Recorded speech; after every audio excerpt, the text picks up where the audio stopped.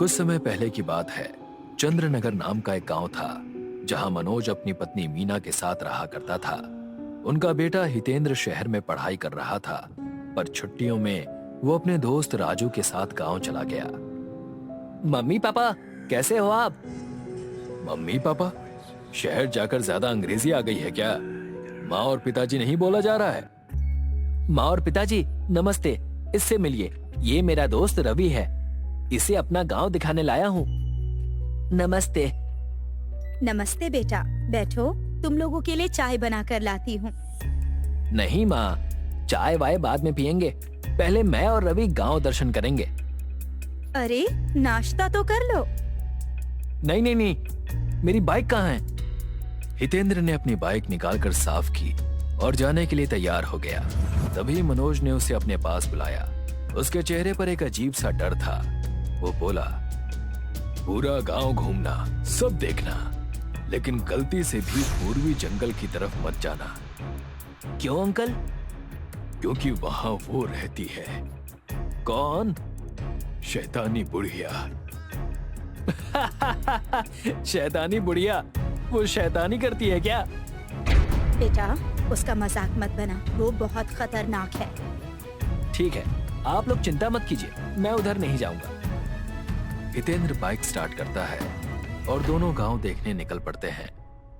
यार ये गांव तो बड़ा ही प्यारा है, कितना शांत और साफ सुथरा है। हाँ, यही तो मैं तुझे दिखाने लाया था। शहर की भाग दौड़ से दूर ये गांव मेरे दिल के करीब है, और लोग भी बड़े सीधे साधे लगते हैं। हाँ सो तो है, तभी तो शैतानी बुढ़िया जैसी चीजों को मानते हैं। तभी रास्ते में एक बूढ़ा आदमी उन्हें देखता है और पास आता है। बेटा, तुम गांव घूम रहे हो, बस एक बात का ध्यान रखना, उधर उस जंगल की तरफ मत जाना। अंकल ऐसा क्या है वहाँ? वहाँ शैतानी बुढ़िया का साया है, वहाँ जो भी गया वो लौट कर नहीं आया। कहीं वहाँ कोई पार्टी तो नहीं चल रही है कि जो गया मस्त होकर वहीं रह गया? क्या बोल रहे हो बेटा? अरे ये मजाक कर रहा है, हम लोग उधर नहीं जाएंगे, चल हितेंद्र। हितेंद्र फिर बाइक चलाना शुरू करता है और वो दोनों हंसने लगते हैं। तूने सच कहा था यार, ये गांव वाले सच में बहुत अंधविश्वासी हैं। हाँ भाई, और उस बुढ़िया की तो बात ही मत कर, कितनी फिल्मी कहानी बना रखी है सबने। मुझे तो लगता है कि हमें उस जंगल को देखना चाहिए। बिल्कुल, बचपन से मैं सुनता आया हूँ, लेकिन कभी जाने की हिम्मत नहीं हुई। अब तो हम जाएंगे। सबकी चेतावनियों को ताक पर रखकर हितेंद्र और रवि उस जंगल की तरफ बढ़ गए। जैसे जैसे वो जंगल के अंदर जाने लगे, रास्ता घना और सुनसान होता चला गया। तेज हवा चल रही थी, सारे पेड़ हिल रहे थे, लेकिन अजीब बात यह थी कि वो हवा उन्हें नहीं लग रही थी। यार इस जंगल में कुछ ज्यादा ही सन्नाटा लग रहा है। जंगल में सन्नाटा नहीं तो क्या तुझे बारात मिलेगी? नहीं, मेरा मतलब इस जंगल में कुछ निगेटिव सा फील हो रहा है। हितेंद्र तेज रफ्तार में बाइक चला रहा था और तभी अचानक सामने एक नहर आ जाती है। ओए सामने देख, नहर! अरे ये अचानक से नहर कहां से आ गई? अभी तो यहाँ पर कुछ नहीं था। हितेंद्र बाइक रोकने की कोशिश करता है, लेकिन अचानक बाइक का संतुलन बिगड़ जाता है और दोनों नहर में गिर जाते हैं। यार बचा मुझे, मुझे तैरना नहीं आता है, मुझे निकाल इस नहर से, मैं मर जाऊंगा। अरे बस 1 मिनट रुक, मैं बाहर आ जाऊं, अभी तुझे भी निकालता हूं, तू साइड में आने की कोशिश कर। अरे मुझे बाहर निकाल, मैं सच में मर जाऊंगा, जल्दी कर। ला रवि, अपना हाथ मुझे दे, जल्दी। रवि हितेंद्र का हाथ पकड़ता है, लेकिन अचानक वो वापस पानी में डूबने लगता है और हाथ छूट जाता है। हितेंद्र उसे पकड़ने की कोशिश करता है, लेकिन रवि का हाथ बार बार छूट रहा था। रवि को ऐसा लगता है जैसे कोई उसका पैर पकड़कर उसे नीचे खींच रहा है। हितेंद्र, कोई मेरा पैर पकड़कर मुझे नीचे खींच रहा है। अरे कुछ नहीं है, तुझे बस डर लग रहा है। अचानक एक ही झटके में रवि का शरीर पानी के अंदर चला जाता है, जैसे किसी ने उसे अंदर खींच लिया हो। हितेंद्र घबरा जाता है, पर अगले ही पल रवि दोबारा हांफता हुआ ऊपर आ जाता है और इस बार हितेंद्र उसे बाहर खींच लेता है। तुझे कुछ हुआ तो नहीं? नहीं, पर यार मुझे ऐसा लगा जैसे कोई मुझे खींच रहा था। हाँ, वो पानी में ऐसा ही लगता है। दोनों चैन की सांस लेते हैं, पर तभी हितेंद्र की नजर उसकी बाइक पर पड़ती है जो नहर में डूब रही होती है। अरे मेरी बाइक, मुझे इसे बचाना होगा। वो तुरंत नहर के किनारे जाता है और बाइक को खींचने की कोशिश करता है, लेकिन बाइक धीरे धीरे पानी में समा जाती है। छोड़ दे यार, बाइक गई। अब हमें यहाँ से भागना चाहिए। ये जगह ठीक नहीं लग रही। हाँ, चल निकलते हैं यहाँ से। दोनों दौड़ने लगते हैं। तभी उन्हें अचानक से एक लड़की के चीखने की आवाज सुनाई देती है। वो क्या था? पता नहीं, तू बस जल्दी चल, हमें घर वापस पहुंचना है। दोनों जंगल के बाहर जाने का रास्ता ढूंढने की कोशिश करते हैं, लेकिन हर तरफ एक जैसे पेड़ और एक जैसे रास्ते दिखाई दे रहे थे। हम बाहर क्यों नहीं जा पा रहे हैं? ये कैसी जगह है? कहीं वो सब सच तो नहीं कह रहे थे कि यहाँ शैतानी बुढ़िया रहती है? तभी वहां की तेज हवाएं अजीबोगरीब आवाजें करने लगती है और हर कदम पर दोनों को लगता है कि कोई उनका पीछा कर रहा है। हितेंद्र, मुझे लग रहा है कि हम यहाँ अकेले नहीं हैं। प्लीज ऐसी बातें मत कर, मुझे पहले से ही डर लग रहा है। हितेंद्र और रवि घबराकर चारों तरफ देखने लगते हैं। पेड़ और रास्ते सभी एक जैसे दिखाई दे रहे थे।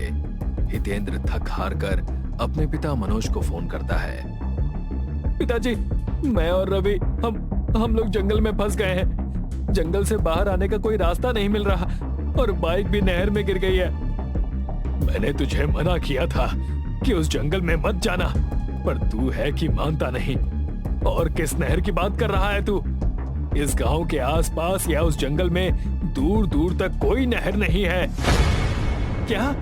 अरे पिताजी, बाइक सच में नहर में गिर गई है और रवि भी डूबते डूबते बचा है। ये सब उस बुढ़िया की माया होगी। तू रुक, हम तुम दोनों को लेने आ रहे हैं। बस तू उस बुढ़िया से बचकर रहना। फोन कट जाता है। हितेंद्र और रवि को समझ में नहीं आता कि उन्होंने जो देखा क्या वो झूठ था या फिर सच। वो चारों ओर देखने लगते हैं और तभी पास में एक पेड़ के पास कुछ हलचल होती है। हितेंद्र, वो देख, कुछ हिल रहा है। ये तो सांप है। अगर ये बुढ़िया वाली बात सच है तो इस सांप से बचकर रहना होगा, क्योंकि मैंने सुना है कि ये काली शक्तियां सांप के रूप में आती हैं। वो बड़ा सा सांप पेड़ों के पीछे से निकल रहा था और उसे देखकर उनकी धड़कनें तेज हो रही थीं। तभी वो सांप एक पेड़ के पीछे जाता है और वहां से एक खूबसूरत लड़की सामने आती है। इच्छाधारी नागिन? ये इच्छाधारी नागिन है हितेंद्र। सांप सच में दूसरी तरफ जा रहा था, लेकिन उन दोनों को यकीन नहीं हुआ कि इतनी खूबसूरत लड़की जंगल में कैसे आ सकती है। अरे मैं कोई नागिन नहीं हूँ, यकीन करो, मैं भी तुम लोगों की तरह यहाँ फंसी हुई हूँ। ये जंगल बहुत अजीब है, कोई रास्ता ही नहीं मिलता बाहर जाने का। तुम यहाँ कैसे फंसी? मैं भी जंगल देखने आई थी और अब रास्ता नहीं मिल रहा। तुम लोगों ने भी देखा होगा, हर तरफ वही पेड़ और वही रास्ते, बाहर जाने का कोई रास्ता ही नहीं दिखता। उन दोनों को पूरा यकीन तो नहीं था, पर उनके पास कोई और रास्ता भी नहीं था। अब वो तीनों मिलकर बाहर जाने का रास्ता ढूंढने लगते हैं, पर जितना ही वो कोशिश करते हैं उतना ही वो गहरे जंगल में फंसते जाते हैं। ये क्या हो रहा है? हम बार बार उसी जगह पर क्यों वापस आ जा रहे हैं? यार, तू मुझे कहाँ लेकर आ गया? मैंने तुझे मना किया था। झूठे कहीं के, अब फंस गए तो कह रहा है कि मैंने मना किया था। पहले तो बड़ा एक्साइटेड था यहाँ आने के लिए। तभी अचानक हवा में एक अजीब सी धुंध फैलने लगती है। सामने से मनोज आता दिखाई देता है। वो लोग चैन की सांस लेते हैं। आप आ गए? हाँ मेरे बच्चे, तुम्हारे पापा तुम्हें लेने आ गए। चलो। थैंक गॉड अंकल, आप आ गए। ये मेरे पापा नहीं हो सकते। उन्हें तो पापा कहलवाना पसंद ही नहीं है।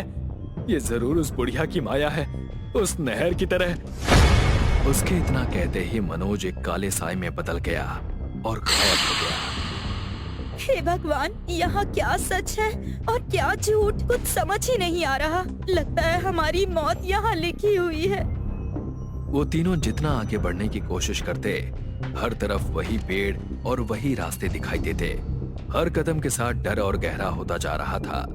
हितेंद्र की हथेलियां पसीने से भीग गई और तभी रवि चिल्लाया, मैं अब और नहीं झेल सकता। ये लड़की ही सब कुछ कर रही है। ये वही बुढ़िया है। तुम पागल हो गए हो क्या? मैं क्यों ऐसा करूंगी? झूठ बोल रही है। ये वही शैतानी बुढ़िया है। बस करो तुम दोनों, झगड़ने से कुछ नहीं होगा। तुझे याद है रवि, हम बचपन में ऐसे ही एक पार्क में खो गए थे, तो वहां से भी तो निकल गए थे ना? हाँ, मुझे याद है, पर वो बात अलग थी यार। ये मायावी जंगल है। ये सुनकर हितेंद्र की आंखें बड़ी हो गई। वो चिल्लाया, ये तू नहीं हो सकता रवि। तू कौन है? सच बता। क्योंकि रवि मेरा बचपन का दोस्त है ही नहीं, वो तो मुझे कॉलेज में मिला था। तो तू आखिर समझ ही गया। रवि की आंखों में अचानक से एक खतरनाक लाल चमक उभरी और उसका चेहरा डरावना हो गया। वो खतरनाक शैतानी बुढ़िया में बदल गया।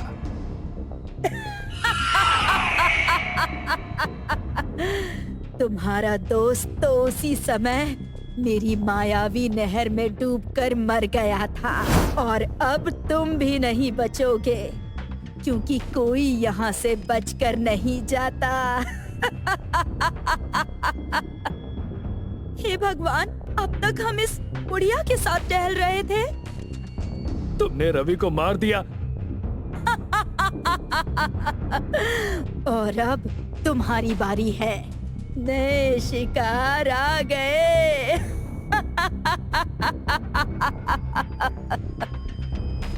बुढ़िया अचानक उस पर झपट पड़ती है। हितेंद्र ने चिल्लाने की कोशिश की, लेकिन बुढ़िया ने एक ही झटके में हितेंद्र की गर्दन तोड़ दी।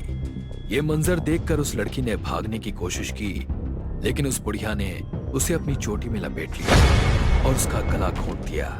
दूसरी तरफ हितेंद्र के पिता मनोज और कुछ गांव वाले जंगल में उनकी तलाश कर रहे थे, और वो आखिर उस जगह पर पहुंचे जहां पर उन दोनों की लाश पड़ी थी।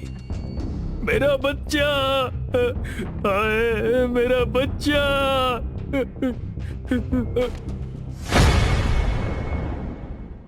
सुशांत ऑफिस का काम खत्म करके थका हारा घर आया था। घर में आते ही वो अंकिता को आवाज देने लगता है, अंकिता, अंकिता, अंकिता, कहाँ हो तुम? मेरे सर में बहुत तेज दर्द हो रहा है, प्लीज एक स्ट्रॉन्ग कॉफी पिला दो यार, प्लीज। सुशांत की आवाज देने पर भी अंकिता बाहर नहीं आई, तो सुशांत उसे किचन में ढूंढने चला गया, और किचन में सामने का नजारा देखकर सुशांत दंग रह गया। अंकिता ने अपने चेहरे को अपने बालों से ढक रखा था। उसके सामने एक थाली थी जिसमें मिर्ची, नींबू, नमक, इमली और लाल मिर्च थी, और वहीं बगल में गरम कोयले से भरी थाल थी, और अंकिता वो सब खा रही थी। अंकिता, ये सब क्या कर रही हो तुम? दिख नहीं रहा है क्या? खाना खा रही हूँ। तुम्हें भी चाहिए क्या? तुम पागल हो गई हो क्या अंकिता? क्या हुआ है तुम्हें? क्यों? ये सब पसंद नहीं आया तुम्हें? तो ये खाओगे? अंकिता ने एक जलता हुआ कोयला हाथ में लिया और सुशांत को देने लगी। सुशांत डर गया। तभी अंकिता ने वो जलता हुआ कोयला अपने मुंह में डाल लिया। ये नजारा देखकर सुशांत के हाथ पैर कांपने लगे। अब भी हिम्मत है मुझे रोकने की? सुशांत डर के मारे वहां से भाग गया। अंकिता और सुशांत मुंबई के रहने वाले थे। एक हफ्ते पहले सुशांत को ऑफिस से लेटर मिलता है कि उसका 1 साल के लिए ट्रांसफर किया जा रहा है गुजरात के चंदनपुर गांव में। ये बात सुनकर सुशांत का मुंह लटक गया। सर, आप मेरा ट्रांसफर किसी दूसरे शहर में कर दीजिए ना। इस गांव में क्यों, वो भी गुजरात में? देखो सुशांत, ये कंपनी के डायरेक्टर का डिसीजन है, मैं इसे बदल नहीं सकता, लेकिन मैं ट्राई करूंगा कि तुम्हें वहां 1 साल तक रहना ना पड़े। लेकिन हमारे नए प्रोजेक्ट के लिए तुम्हें वहां जाना तो पड़ेगा। हो सकता है कि इस प्रोजेक्ट के सक्सेस के बाद तुम्हें भी इंक्रीमेंट मिल जाए, और वहां तुम्हारे और तुम्हारे परिवार के लिए सारी फैसिलिटीज ऑलरेडी प्रोवाइड की गई हैं, और घर के कामों के लिए एक आदमी भी है। विला में पहुंचने के बाद वो तुम्हें मिल जाएगा। अपनी तरक्की के लिए सुशांत ने प्रोजेक्ट को एक्सेप्ट कर लिया और गुजरात चला गया। तकरीबन 12 घंटे का सफर करने के बाद वो चंदनपुर गांव में पहुंचता है और रुक्मणी विला के सामने आकर खड़ा हो जाता है। रुक्मणी विला किसी पुराने बंगले की तरह लग रहा था। ये क्या है यार, ऐसा भी कोई विला होता है क्या? सुशांत, अब जो भी है जैसा भी है, हमें इसी के साथ एडजस्ट करना है। सो अब अपना मुंह मत बनाओ और अंदर चलो। अंदर आते ही एक बूढ़े आदमी ने दरवाजा खोला। वो बूढ़ा आदमी बहुत शांत लग रहा था। अंदर आ जाओ बेटा। चाचा जी आप? मेरा नाम रघु है बेटा, मैं इस पुराने विला की रखवाली करता हूँ। बेटा तुम्हें एक बात बताना चाहता हूँ, यहाँ आए हो तो जरा संभल कर रहना। मैंने तुम्हारे साहब को भी समझाने की बहुत कोशिश की थी कि तुम्हें कहीं और रहने की जगह दे दे, लेकिन उन्होंने मेरी बात नहीं मानी। लेकिन आप ऐसा क्यों चाहते हैं कि हम यहाँ ना रहें? कुछ बातें ऐसी होती हैं जिन पर भरोसा नहीं किया जा सकता, लेकिन वो होती हैं बेटा। देखो यहाँ ऊपर एक कमरा है जो कई सालों से बंद है, बस वहाँ मत जाना। सुशांत को कुछ समझ में नहीं आया। उसने चाचा जी की बातों पर ज्यादा ध्यान नहीं दिया। सब समझ में आ रहा है कि रघु चाचा यहाँ रहने से मना क्यों कर रहे थे। ये जगह ठीक नहीं है, अब इसका इलाज भी चाचा जी ही बता सकते हैं। सुशांत दौड़ते हुए चाचा जी के घर गया और उन्हें सारी सच्चाई बताई। बेटा मैं जानता था कि ऐसा एक ना एक दिन जरूर होगा। रुक्मणी इतनी आसानी से नहीं जाने वाली। रुक्मणी? कौन रुक्मणी? और उसका हमसे क्या नाता? वो हमारे पीछे क्यों पड़ी है? रघु चाचा ने बताया कि 30 साल पहले गांव में रुक्मणी विला सबसे बड़ा विला था और उस विला में रुक्मणी अपने पति के साथ रहती थी। रुक्मणी का पति गजेंद्र रुक्मणी से बहुत प्यार करता था, इसलिए उन्होंने इस विला का नाम रुक्मणी रखा था। लेकिन किस्मत को कुछ और ही मंजूर था। रुक्मणी दिखने में जितनी खूबसूरत थी, अंदर से उतनी ही खतरनाक थी। उसे पैसों का बहुत लालच था, इसीलिए उसने गजेंद्र से शादी की थी। गजेंद्र को जब पता चला कि रुक्मणी उसे धोखा दे रही है और काला जादू करके सबको ठगती रहती है, तो गजेंद्र का गुस्सा 7वें आसमान पर पहुंच गया और उसने रुक्मणी को उसके कमरे में ही जला दिया। तब से रुक्मणी की आत्मा उस विला के कमरे में कैद है। एक दिन गजेंद्र को रात में किसी के रोने की आवाज आई। वो उस आवाज की ओर बढ़ता गया। क्या हुआ, कैसे हुआ, कुछ नहीं जानते। बस अगले दिन उसी कमरे में गजेंद्र की लाश मिली, वो भी बहुत बुरी हालत में। लाश ऐसी दिख रही थी जैसे उसका खून सूख गया हो। तब से उस कमरे को बंद रखा गया था ताकि रुक्मणी की आत्मा किसी और की जान ना ले सके। तभी सुशांत को याद आया कि उसका बच्चा अभी भी रुक्मणी विला में है। वो चाचा जी को लेकर रुक्मणी विला की ओर भागा। तभी अंकिता अपने बच्चे के पास आई। उसकी आंखों की पुतलियां सफेद हो गई थी और वो बच्चे के पास बेड पर बैठ गई। बहुत सालों बाद नरम नरम मांस खाने को मिलेगा। कहाँ से खाऊं तुम्हें? तुम्हारे मुलायम पैरों से या तुम्हारे सिर से? सिर से खाती हूँ, मजा आएगा। अंकिता बच्चे के पास गई ही थी कि सुशांत ने पीछे से लोहे के सरिया से अंकिता के सर पर वार किया। अंकिता ने गुस्से में सुशांत की ओर देखा, फिर उसने सुशांत का गला दबाया और उसे हवा में उठा लिया। तभी रघु चाचा वहां पर आ गए और उन्होंने अपने पास रखी बबूती को अंकिता के माथे पर लगाया।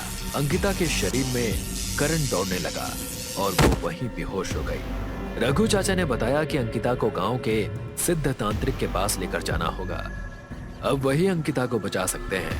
रघु चाचा ने सुशांत के बच्चे को गोद में लिया और सुशांत ने अंकिता को गोद में उठाया और दोनों ही जंगल की ओर जाने लगे। तांत्रिक के पास पहुंचने के बाद सुशांत ने अंकिता को तांत्रिक के पास लेटा दिया। तांत्रिक ने अंकिता के माथे पर जैसे ही हाथ रखा, उन्हें जो कुछ भी हुआ था सब दिखाई देने लगा। अंकिता किचन में काम कर रही थी, तभी उसे किसी के रोने की आवाज सुनाई देती है। ये आवाज किसकी है इस घर में और कौन है ये? अंकिता उस आवाज का पीछा करते करते उसी कमरे की ओर गई जहां रुक्मणी को जलाया गया था और अंकिता ने जैसे ही दरवाजा खोला, रुक्मणी की आत्मा ने अंकिता के शरीर पर कब्जा कर लिया। इससे पहले कि भभूति का असर खत्म हो जाए और ये जाग उठे, इसे इस पीपल के पेड़ से बांध दो। सुशांत ने एक रस्सी से अंकिता को पीपल के पेड़ से बांध दिया। तांत्रिक बाबा ने हल्दी और कुमकुम को पवित्र गंगा जल में मिलाया और अंकिता के चारों ओर घेरा बनाया। फिर अंकिता के ऊपर गंगा जल फेंका और जैसे ही पानी अंकिता के ऊपर छिड़का, अंकिता की आंखें खुल गई और वो जोर जोर से चिल्लाने लगी। उसने गुस्से में अपनी रस्सी तोड़ दी और घेरे से बाहर आने की कोशिश करने लगी। लेकिन जब भी वो घेरे से बाहर आने की कोशिश करती, घेरे में एक तिलस्मी आग लग जाती। अंकिता डरावनी गुस्से की आवाज में, तुम्हारी हिम्मत कैसे हुई मुझे यहाँ लाने की? तुम्हें क्या लगा तुम मुझसे बच पाओगे? इस ढोंगी तांत्रिक के साथ मिलकर मुझे हराओगे? अब मैं किसी को नहीं छोड़ूंगी, सबको मार दूंगी। मैं रुक्मिणी हूँ, रुक्मिणी। तांत्रिक बाबा ने वक्त ना गवाते हुए मंत्र बोलना शुरू किया। ओम क्लीम ऐं श्रीं कालिकाय नमः। ओम क्लीम ऐं श्रीं कालिकाय नमः। ओम क्लीम ऐं श्रीं कालिकाय नमः। तांत्रिक बाबा ने सुशांत को रुक्मणी विला में जाकर रुक्मणी की कोई भी एक अमूल्य चीज लाने के लिए कहा। रघु चाचा ने बताया कि रुक्मणी के कमरे में एक बड़ा सा संदूक है जिसमें उसने अपनी काली जादू की चीजें रखी हैं, वो लेकर आ जाओ। सुशांत दौड़ते हुए रुक्मणी विला में गया। सुशांत जब तक लौट कर आता, तांत्रिक बाबा ने रुक्मणी को रोक कर रखने का प्रयास किया, लेकिन इतने सालों में रुक्मणी इतनी शक्तिशाली हो गई थी कि उसे रोक पाना असंभव लग रहा था। और थोड़ी देर के बाद रुक्मणी ने खुद को हल्दी कुमकुम के घेरे से आजाद कर लिया। वो पहले रघु चाचा की ओर बढ़ी। रघु चाचा ने बच्चे को एक बड़े पत्थर के पीछे सुरक्षित रख दिया। रुक्मणी ने रघु चाचा को हवा में उठाया और एक पत्थर पर पटक दिया। रघु चाचा के सर से खून बहने लगा। उस बूढ़े कमजोर आदमी पर अपनी शक्ति क्यों दिखा रही है? हिम्मत है तो मुझसे लड़। तांत्रिक बाबा ने जमीन पर एक जोर से हाथ मारा। वो झटका इतना जोरदार था कि जमीन दो भागों में बट गया। रुक्मणी और तांत्रिक ने युद्ध शुरू किया और दोनों ही अपनी अपनी शक्तियों का प्रयोग करने लगे। तभी वहाँ सुशांत एक छोटा संदूक लेकर पहुँचा। बाबा, मैं संदूक लेकर आ गया। संदूक को उस हवन कुंड में डालो, जल्दी, मैं ज्यादा देर तक इसे रोक नहीं पाऊंगा। सुशांत संदूक को हवन कुंड में डालने के लिए आगे बढ़ा। रुक्मणी ने सुशांत पर हमला करना चाहा, लेकिन उससे पहले ही सुशांत अग्निकुंड के पास पहुंचा और संदूक को आग में डाल दिया। जैसे ही संदूक जल गया, रुक्मणी की आत्मा ने भी अंकिता का शरीर छोड़ दिया और वो उसके शरीर से बाहर आ गई। उसका रूप एक भयानक चुड़ैल की तरह था। वो जोर जोर से चिल्लाने लगी और कुछ ही पल में राख के ढेर में तब्दील हो गई। सुशांत ने अपनी हिम्मत और प्रेम से अपने बच्चे और अपनी पत्नी दोनों को बचा लिया और हमेशा के लिए रुक्मणी विला को बंद करके वहां से चला गया।